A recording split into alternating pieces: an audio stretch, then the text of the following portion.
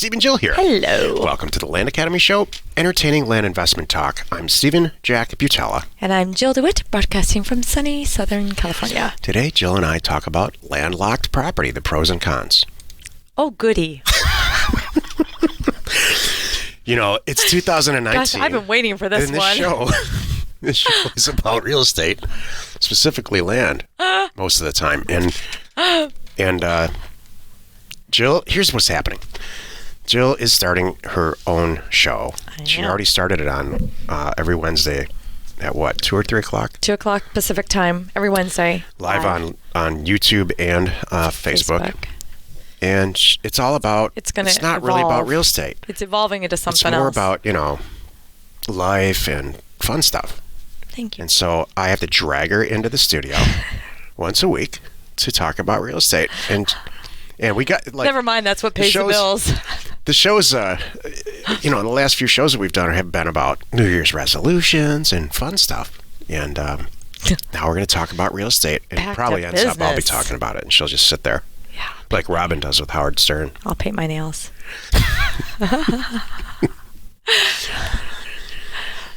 Before we get into it, let's take a question. Posted by one of our members on the landinvestors.com online community. It's free, and it's about real estate. Oh, goody. Sorry, Jill. JT asks, I sent out my first mailer, Focus on Infill Lots, 2 weeks ago, and focused on 60 different zip codes in Arizona. Wow. All I came up with was about 4,500 records, and after some owner duplication, it came down to 2,500 mailers. Is it really me? No, that's right. Or does that seem really low? No, that's right. Only sent to residential parcels, no commercial or agriculture. Anyone else have this issue? Is this not really an issue, and I'm just expecting too much? Yes. Thanks. It's not an issue. It is different property. It's called scrubbing data, and you scrubbed great. Here's the thing. Data's cheap. It's super cheap. It's expensive? Mail. So you do not want to be overzealous about sending duplicate mailers out, or sending it to you can really scrub out some serious data. Here's some examples. Save yourself a ton of dough and really hone in on a profitable mailer by taking out all I go through all this in 1.0 in great detail, and I do it right on the screen. Take all the municipalities out, take all stuff that's zoned like hospital, all that stuff. Even in residential property, you'll see the owners they're never going to respond to you. You want to keep all churches and all that. You want to keep all that in there. We regularly buy property from nonprofits because it gets donated, and they just rather have the money. So, no, 50% specifically for infill lots you're doing the right thing. Cool. It's not inefficient. I don't know if JT's new. He's not new, is he? No, he's not new. Not at all. He's probably new to infill lots. Yeah. And not rural vacant land. So I wonder, if you were on the Thursday call, this is the question I would ask, what are you used to? That's a good question. Are you used to 10%, 20% scrub out? I don't know. JT, get on the Thursday call and fill us in. We could talk more about this. That would be fun. I'd like that. Is today? Today is Wednesday. Today's Wednesday. Get on the call tomorrow. I'd love to know. Cool. Yeah. Awesome. Today's topic, landlocked real estate, the pros and the cons. This is the meat of the show. For a lot of years, I would not let this L word. What are you doing?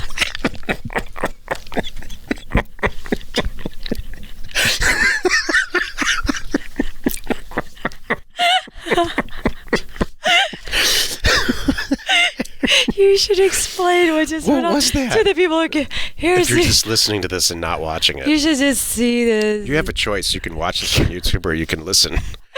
And I feel bad when stuff happens on a camera. Because the vast majority of the people listen to this, they don't watch it. That's true. And some people fast forward at that. They just read it, Justin. Some people just read the transcript of this. They don't even watch it. It takes too long, and it's Justin too painful. Sleva. But anyway, we're not going to call anybody's names. I said, Justin, why do you just read it? He says, because I can just skip through all the stupid stuff you guys say. Literally, that's what he said. I'm sure of that. So You know, you should see Jill's laugh in Adobe Audition. Do. She's banging her head on the desk. Wow. No, but in all truthfulness, I am the one that brought this question to you because it was brought to me from one of our members. Yes. One of our members said, hey, I have a few things I'd really love to talk about that I don't think we talk about enough. And I really want to know what Steven has to say. And one of them is, what the heck do I do with landlocked property? Do I worry about it? Not worry about it? Some people love it. Some people think it stinks. When should I even worry? And so that's what this is about today. Well, I mean, most people are saying, what's the pro? I mean, pros and cons. What's the pro about landlocked property? Cheaper. It's like sometimes it's free. And sometimes people love it. And you can maybe sell it to the guy that owns a parcel all around it. Any one of those people that own around the landlocked property, you just made their property bigger and more valuable. Ding, ding. Joe Martin just told a story on the air. I remember Joe Martin. Jill had him on her show. And somebody said, what's the first deal you ever did? And he said, I bought a piece of property. It was incredibly inexpensive. And it was the L word. It was landlocked. And it didn't have access. Let's just say that. Mm-hmm. Didn't have legal or physical access. So we went out there to look at it. And the neighbor's like, what the hell are you doing here? You're walking on my property. And he said, no, I just bought this piece of property over here. And the guy said, oh, really? Are you selling it? And he said, yeah.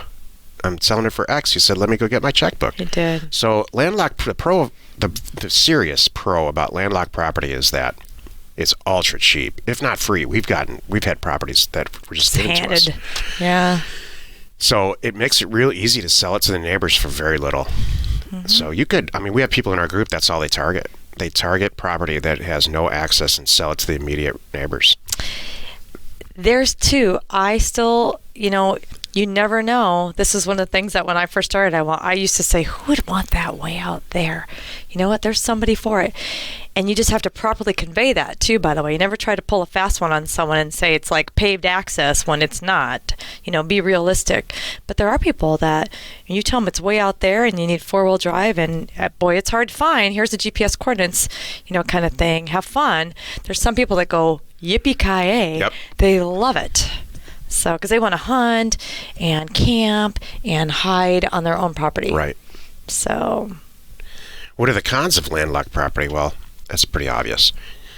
You can't legally get to it, so it's really hard to improve it unless you get legal and physical access, which is not that hard. So all you have to do is to get lack of access property, get legal access to it, is get consent from the people who have the property between a public road. Yeah, it's just an easement. They need to say, hey, yeah, you can put a road there. It's fine. A lot of times people don't want to do that. A lot of times you end up buying multiple properties, and the properties in the middle don't have access, but because you own all the surrounding property, you can create an easement. It's really easy to file for an easement with the county. So this business of landlocked property or lack of access property constantly comes up, and there's almost always a positive solution around it. There is a solution. There's always a solution for any piece of real estate if it's cheap something. enough. Exactly. There's this phrase out there that I see once in a while in bigger pockets called junk lots or junk property. That's silly. And I've never, it was coined, I think, a lot of years ago by developers. That's dumb. It's like secret county list. That's right there with there for me. It's real estate. I know. It has value. I agree. I'll take that junk property. Thank you very much. Me too. Yeah. If you got some junk property you want to just throw away, I think send it our way. I think people think that some of our very valuable and expensive land is junk in their eyes because there's nothing on it. Well, that's fine. I will, and this is not cheap, quote unquote. We have a whole big group here who would be happy to take your junk property out of your hands. Yeah, totally. Steven at landacademy.com. Send your junk property. Yes, please. All shapes and sizes, landlocked included. We love it. So it's 2019. Here we are talking about land again. How do you feel about that? I'm okay. You gonna be okay? I have a counselor.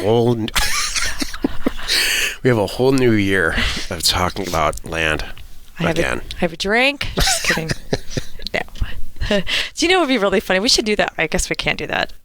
We'll do it in the after show, but there's a TV show in the mornings where I swear, or late morning or something, I think they're really drinking wine. In the morning? Yeah, I swear it's like they probably don't. Is it live? I don't know. It's a Kathy Lee and Hoda thing. I don't watch it. I'm never around to watch it. You don't even have a TV, so I know, how do you but know I remember this? seeing one time, I walked by, maybe I was in an airport and I walked by and I'm like, are they drinking wine?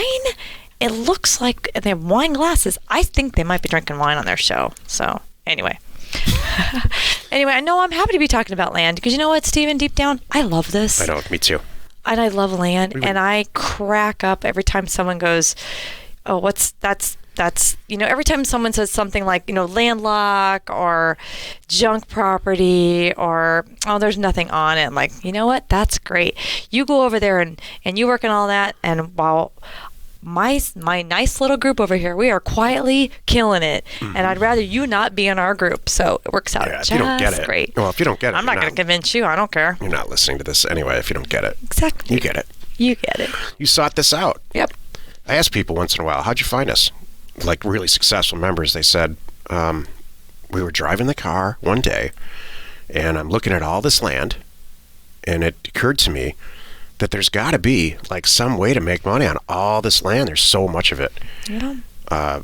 And so then it usually ends up in a Google search. They find the podcast, and then they find out, it's largely a huge secret. It is. When you think about the number of people that probably buy and sell houses versus the number of people who buy and sell land. It's great. I want to keep it this way. Me too. Well, you've done it again. You spent another 15 minutes or so listening to the Land Academy show. Join us next time where we discuss this is how 2019 will become our efficiency year. And we answer your questions posted on our online community, landinvestors.com. It's free. You are not alone in your real estate ambition. Efficiency year. Yeah. Every year I label our year. Okay. This year, 2018, was our institutional year. We institutionalized processes for Land Academy and for buying and selling real estate, both houses and land, and it worked. We pulled it off. This year is all pointing toward institutionalizing or making this so efficient that Jill and I can take back some of the time. It's kind of like work smarter, not harder. Yeah, I've decided we've spent way too much time working. I agree with you. We live in paradise, and our lives are like as near perfect as they're going to get. We just spend too many actual hours working. I agree. There's days like, it just happened the other day for me. I was like watching people walk by our house going to look at the sunset. Going to the beach, yeah. And I'm like, why am I not out there looking at the sunset? I should be out there looking at the sunset. Doggone it. I'm sitting at my flipping desk. Why am I sitting here? Like, I can see the ocean from my office. I know. And every other minute, it seems like now I'm like, I should be out on the boat fishing and stuff. Exactly. Cracking a beer out and just fishing. I agree. Thinking about nothing, literally. Like, just not thinking about the next product that we're going to launch at Land Academy. It's like when you get away from your kids, and you get a little break, you're a better parent. I think that holds true for us, and maybe that's it too. That's a great analogy. We need to take a little break, because if we take a break, we're going to come back and be better bosses. That's for sure.